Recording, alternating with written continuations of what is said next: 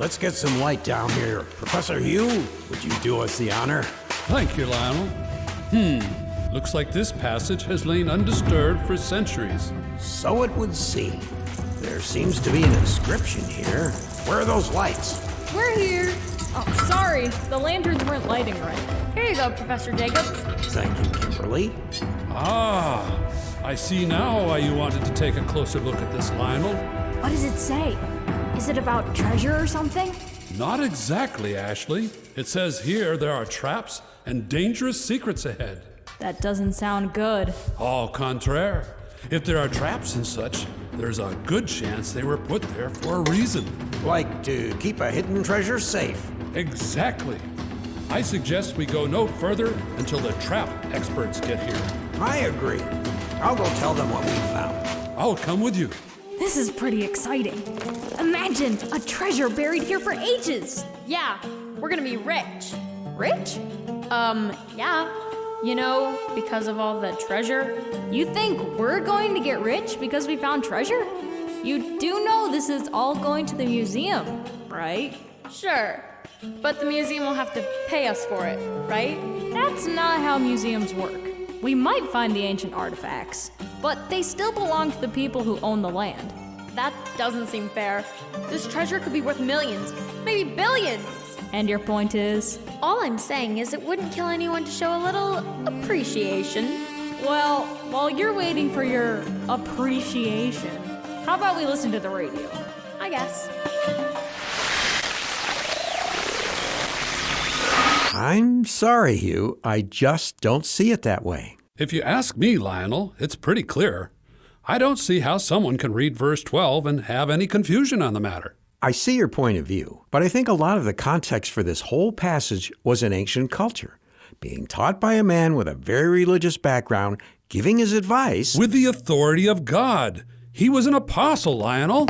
Hi? Oh, hello, Ashley, Kimberly. Hey, what's going on? Hugh and I were continuing a conversation about a Bible lesson from last week. Well, I don't think I was here for that one. I don't think you were. What's going on with you two? Us? Oh, right. We actually were having a conversation of our own. Sounds like today is full of discussions. Is everything all right? You first. Yeah, you grown-ups never have conversations. Are you okay? We're perfectly fine. A good difference of opinion is how we learn and grow, as long as we don't let it get personal. Exactly right. So, what's your disagreement about? It's about this. Seems to be a portable game device? If I'm not mistaken, that looks like a Game Station PU with the optional controller ports and, yep, 5G networking. Wait, how do you know that? I've been getting Christmas lists from Fern and Holly. Very detailed lists. Wow, really detailed. So, what about this thing is so problematic? It's not ours. That is a matter of opinion. It is not! Just because we find something doesn't mean it's automatically ours. Ever heard of the rule, finders keepers? I seem to remember something about losers weepers too. Obviously not. If you're clumsy enough to lose this in the bushes at the park and don't come back for it, you probably aren't too broken up about it. Is that how you really think they feel about it? It would be nice if it was. I guess for you, it would be. But I think the better choice would be to report it. Report it? How? He means take it to the police station. They typically have a lost and found.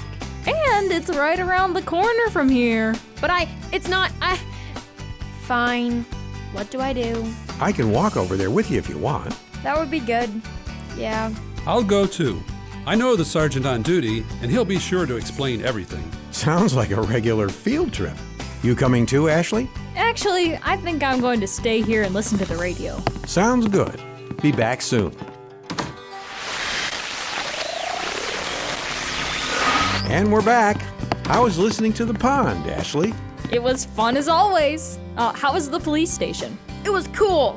I got to fill out a report paper and they asked me a bunch of questions, like where I found the game station and if I saw anyone around.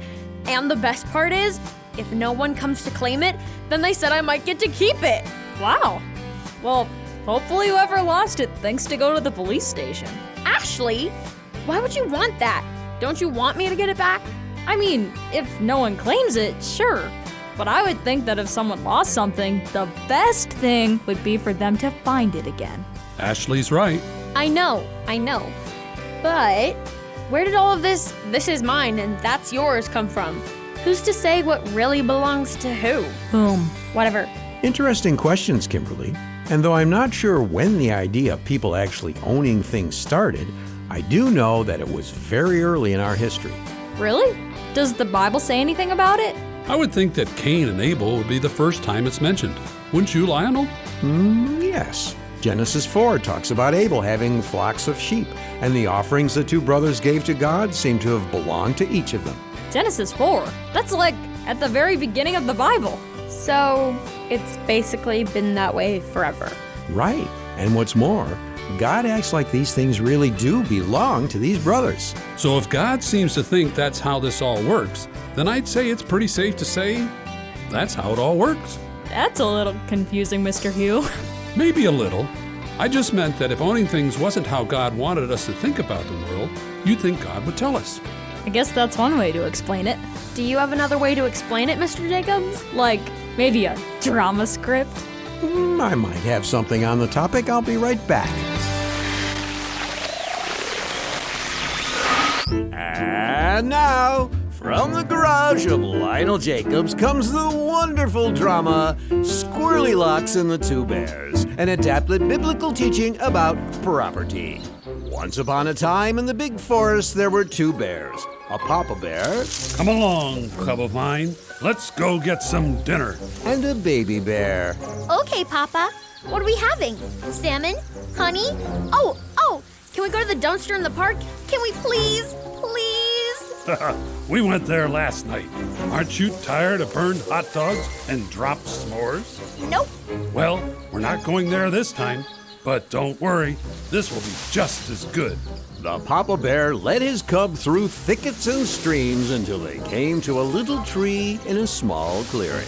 Here we are. What is this? This is a hazelnut tree, and all over the ground are the tastiest little snacks in the forest. Check it out. So good. Okay. Are you sure? Oh, that is good. The two bears munched on hazelnuts for a while, and then Papa Bear had an idea. You know what would make this dinner even better? Berries. I'll be right back. And so off into the woods he lumbered looking for berries. But what no one knew was that scampering through the treetops, a little squirrel had caught a whiff of a delicious scent and was determined to find where it was coming from. Hazelnuts. Must have hazelnuts.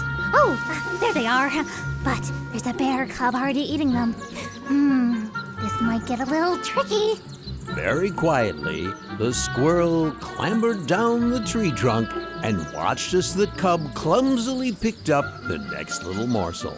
Now's my chance. And with that, the squirrel leapt across the clearing and took the hazelnut out of the cub's paws. Hey, too slow, little bear. The cub picked up another, and the squirrel once again snatched it away. Too slow again. What a tasty game.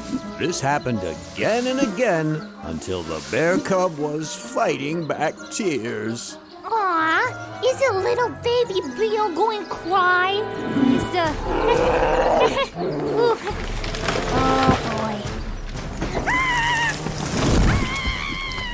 Take food away from my cub, will you? Get back here. I'm sorry. I was hungry. Then you should have asked, not steal from my baby. You're in for it now. The moral... My way. Ah! Yeesh.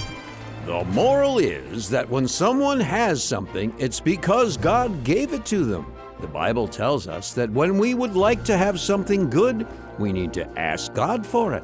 It might be tempting to just take what we want from someone else, but keep in mind that when we steal from others, we are stealing from God too. Looks like you have something on your mind, Ashley. Oh, Mr. Jacobs, just thinking about what we've been talking about today. Anything in particular? Well, the whole idea of everything being God's, but at the same time, it kind of belongs to us. And I know we've been talking about it a lot, but at the same time, I haven't heard a lot of Bible verses being used to explain it. Yeah, usually you use a lot of Bible verses to show that what you're saying is true. Fair enough. In Psalm 24:1, the Bible says very plainly that the world is God's along with everything in it. Kind of makes sense, since he made it. And many verses all through the Bible say that. True, and after he made the world, he gave it to humans, telling them to take care of it and to use its resources, Genesis 1 and 2 talk about that stuff. as well as Psalm 8:6. Okay, so what does that part mean exactly? Taking care of the earth and using it? Well, Kimberly, if you think about it, everything we have here on earth came from it. I thought everything came from God. Yes, but the things God gives us are made from the earth. Wood, water, air, and metal. Everything we make and use comes from the planet God gave us to live on. And that's why it's important to take care of the earth. Not only because we need it to live healthy lives, but also because God tells us to take care of this amazing place we call home. Another thing I think needs to be said is the reason God gives us things isn't just so we can be comfortable and healthy, but also so we can help others with what we've been given. After all, God loves a cheerful giver. And when we give a lot away, God gives us more. Something tells me that these are all Bible verses that you guys are quoting. More or less. Want me to show you where to find them? Don't you and Mr. Hugh want to get back to your conversation? No, I think we finished discussing that, unless I'm wrong. No. Genealogies and quarrels, Lionel. This sounds like a much better use of our time. Huh? We're good. Well, I've got to head out, actually. Thanks for the talk, Mr. Jacobs. No problem, Ashley. Well, I guess if we're going to do more Bible studying, we need to get some Bibles. And turn off the radio. Right. Of course.